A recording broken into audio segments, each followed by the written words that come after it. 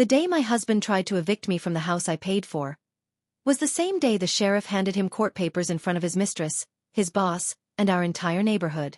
He thought I was weak. He forgot I was watching. My name is Danielle.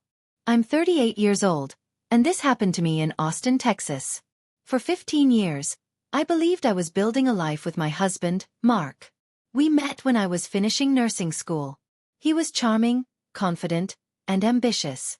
He said he wanted a partner, not just a wife. I believed him. I worked long hospital shifts, nights, holidays, weekends. He worked in commercial real estate. When we bought our home in a quiet suburban neighborhood outside Austin, I cried signing the papers. It felt like security, stability. The mortgage was mostly paid from my income in the early years while his investments were building. I trusted him with the finances because that's what marriage is, right? Trust.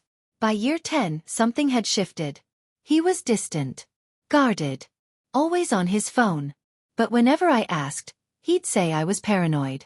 Danielle, you're exhausted. You're imagining things. And I wanted to believe him. Because the truth was too terrifying. It started small.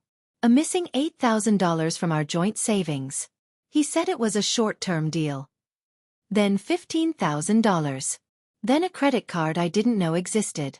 Then I found the first receipt. A weekend at a luxury hotel in downtown Austin.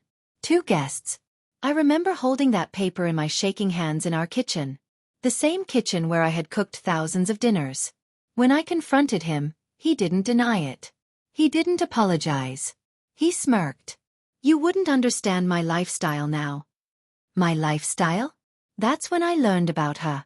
A 27-year-old marketing consultant.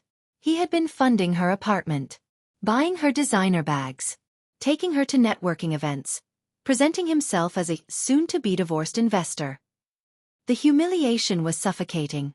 But it wasn't over. 3 weeks later, I received a certified letter. Divorce papers. He was filing first. And in those papers, he claimed I had contributed minimal financial support to the home. He was asking the court for exclusive occupancy of the house. The house I paid for. The house my overtime built. The house with my name on the original wire transfer. I broke down that night on the bathroom floor. 15 years reduced to paperwork. For a moment, I almost gave up. I remember staring at myself in the bathroom mirror that night. My eyes were swollen. My hands were trembling. I didn't recognize the woman looking back at me. 15 years. 15 birthdays. 15 Christmas mornings. Countless night shifts where I came home exhausted, and still cooked dinner. And this was my reward? A legal notice trying to erase me from my own home. I opened our closet and saw empty hangers where his suits used to be. He had already started moving things out before even telling me. That hurt more than the affair. The planning. The quiet calculation. He hadn't just betrayed me emotionally. He had been preparing to replace me financially. I slid down against the bedroom wall and cried until my chest hurt. For a few hours, I let myself feel everything. The humiliation. The anger. The fear of starting over at 38. But somewhere between those tears, something hardened inside me. If he thought I would disappear quietly, he didn't know who he married. And that was the last night I cried over him. Then something shifted. I stopped crying. And I started reading. Every bank statement. Every mortgage payment. Every transfer. Every tax return. He thought I was too emotional to be strategic. He underestimated the woman who handled trauma patients at 3 a.m. I hired a forensic accountant. Quietly. I consulted a divorce attorney. Quietly. And what we found? It was worse than I imagined. He had been moving money into a hidden LLC. Transferring shared assets.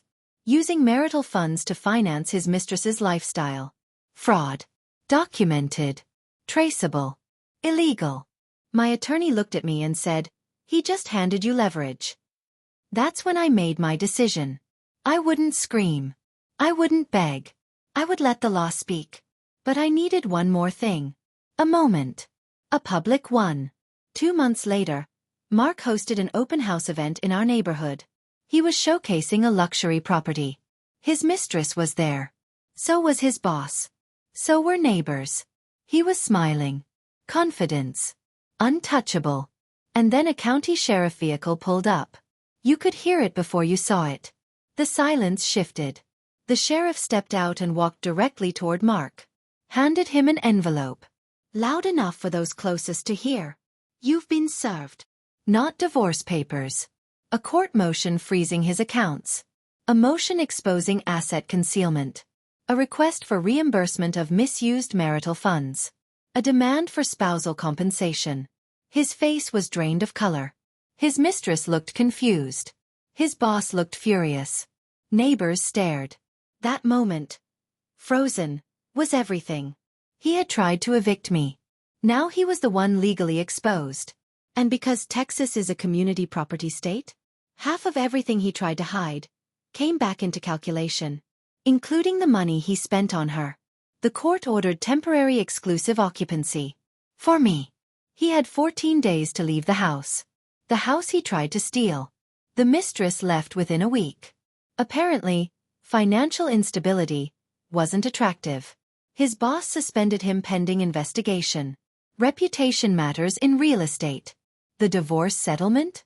Let's just say the reimbursement covered my attorney fees. And then some. I kept the house. He kept his pride. But pride doesn't pay for legal judgments. The night he moved out, I stood in the doorway. Not smiling. Not celebrating. Just calm. Peaceful. I didn't win because I destroyed him. I won because I refused to let betrayal rewrite my worth. Here's what I learned. Silence is powerful. Documentation is stronger. And the truth always catches up. He thought I was weak because I loved him. But loving someone doesn't mean you stop protecting yourself. Sometimes revenge isn't loud. Sometimes it's just legal and final. Before you go, I just want to say thank you for spending your time with this story and being part of this journey. If this video moved you, taught you something, or made you feel less alone, please like the video and share it with someone who might need to hear it today. And if you haven't already, subscribe to Revenge Uncut. We're working hard to reach our first 1,000 subscribers, and your support truly means everything to us. Every single subscription helps this channel grow and allows us to keep bringing you real, emotional, and powerful stories like this one. Most importantly, leave a comment below. Tell us what you felt, what stood out to you, or what this story meant to you. We genuinely read every single comment, and your words inspire us more than you know. Thank you for being here, thank you for your support, and thank you for being part of the Revenge Uncut family.